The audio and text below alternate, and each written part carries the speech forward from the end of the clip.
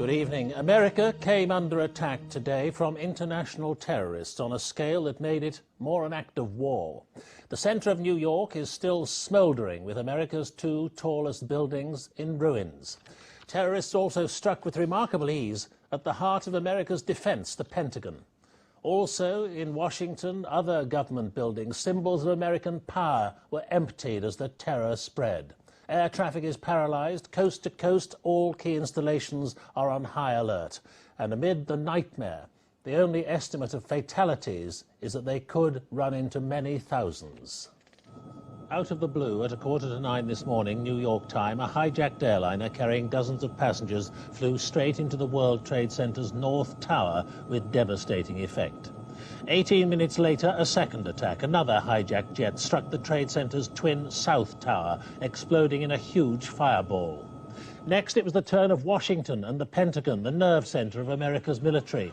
A third hijacked American airliner, again with dozens of passengers on board, deliberately flown into the side of the building. As panic spread on the streets, all civilian flights were grounded, New York Stock Exchange was suspended, and the White House was evacuated, along with thousands of personnel in other government buildings. Then, the unthinkable. The South Tower of the World Trade Center, the world's fourth tallest building, collapsed, followed minutes later by the center's second tower. The building, symbol of global trade and workplace for 50,000 people, reduced to rubble. No one knows how many have died.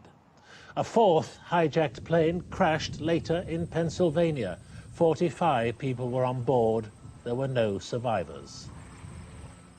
There's been a stunned reaction across America and around the world. Here, Tony Blair has called an emergency cabinet committee meeting and put Britain on a high state of alert. Our first report on the day that terrorism struck at the heart of the world's most powerful nation is from James Robbins. It should have been a perfect day. But just before 9 o'clock, the pure blue sky over Manhattan was filling with smoke. A hijacked American airliner had just smashed into the North Tower of the World Trade Center. No one quite knew what had happened. Surely this must have been a terrible accident. But what happened next showed these were no accidents. A second hijacked airliner, a Boeing 767 with 92 people on board, is flying straight for the other tower.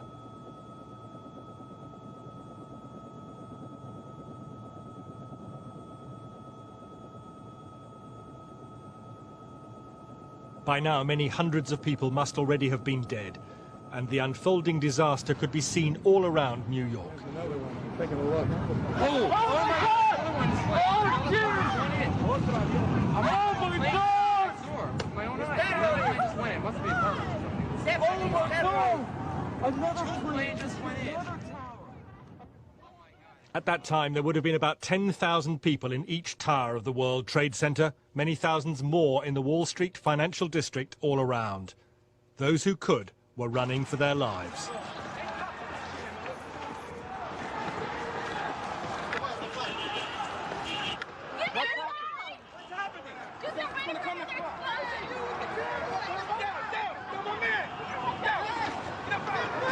It's just...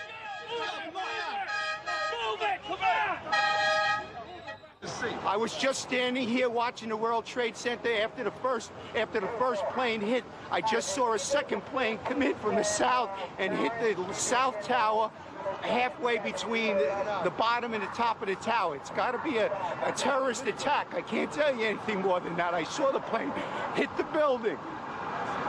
When a big explosion happened, some guy came out, his skin was all off. I helped him out. This is him all over. There's people jumping out of windows. I've seen at least 14 people jumping out of windows. It's horrific. I can't believe this is happening. We heard a big bang, and then we saw smoke coming out, and everybody started running out, and we saw the plane on the other side of the building, and there was smoke everywhere, and people are jumping out the windows. Over there, they're jumping out the windows, I guess because they're trying to save themselves. I don't know.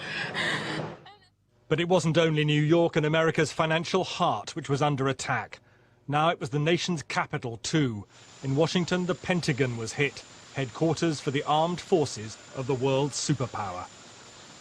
A third hijacked airliner, again with dozens on board, had been crashed with devastating results.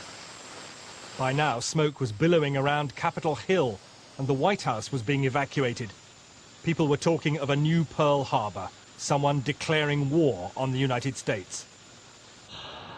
And back in New York, the nightmare was still far from over. Firefighters were in the basement of the World Trade Center, wondering if the building above was safe. The unthinkable was about to happen. The South Tower, all 110 stories, collapsed, and it was all live on American television. Thanks very much. Completely collapsed. The whole side has collapsed? The whole building has collapsed. The whole building has collapsed? The building has collapsed. That's the southern tower you're talking about. Exactly. The second building that we witnessed the airplane enter. On the ground, emergency services hardly knew which way to turn. People still trapped in the second tower had seen it all and could only wave in desperation. But it was already too late for rescue. The second tower, representing America's trade and wealth, was about to go.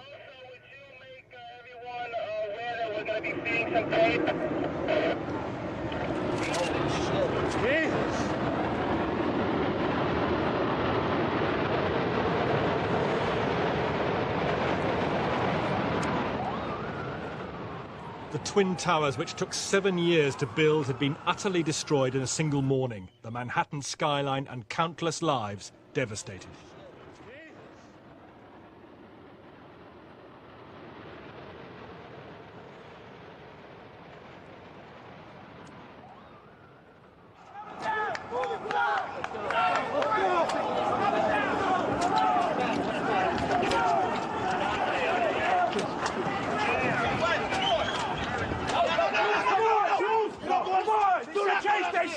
Do not go down the ground.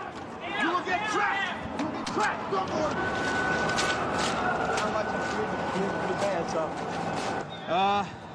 Big boom. Come down the steps. Everything fine till we got to the basement, and then everything just fell in. I got trapped under there with another guy. Crawled out. Kept getting hit in the head. Bags rolled around. Finally, we clawed our way out over the rubble. Yeah. Come on down. We did all right. All right, way to be, Tom. Let's go. Even the bloodied felt incredibly lucky on this terrible day. And firefighters could embrace each other for a few moments before facing many more hours of trauma. As New York struggled to cope, to adapt to the clogging dust, the fallout of so much tragedy, more news was coming in, a fourth crashed airliner in Pittsburgh. And somehow American government seemed almost powerless amidst all this. The centers of that power had been evacuated, key congressional leaders taken to secret locations. The president himself whisked to a nuclear bunker in Nebraska, shaken but pledging somehow to find those who masterminded this day of mayhem and massacre. Freedom itself was attacked this morning by a faceless coward, and freedom will be defended.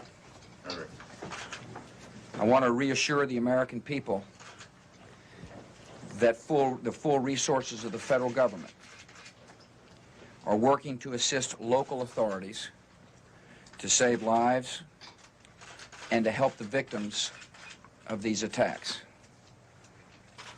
Make no mistake, the United States will hunt down and punish those responsible for these cowardly acts. Hours after the attacks, the United States, the whole world, is struggling to take it all in. There's really no more rescue the firemen can seriously attempt. It's now a question of salvage amid the wreckage, as others in New York try to establish how many men, women and children have been lost. A priest picks his way through the New York ruins. The World Trade Center has been reduced to the stumps of skyscrapers that once helped define one of the world's most vibrant cities, normally loud with life. An entire society feels itself violated by terror. James Robbins, BBC News.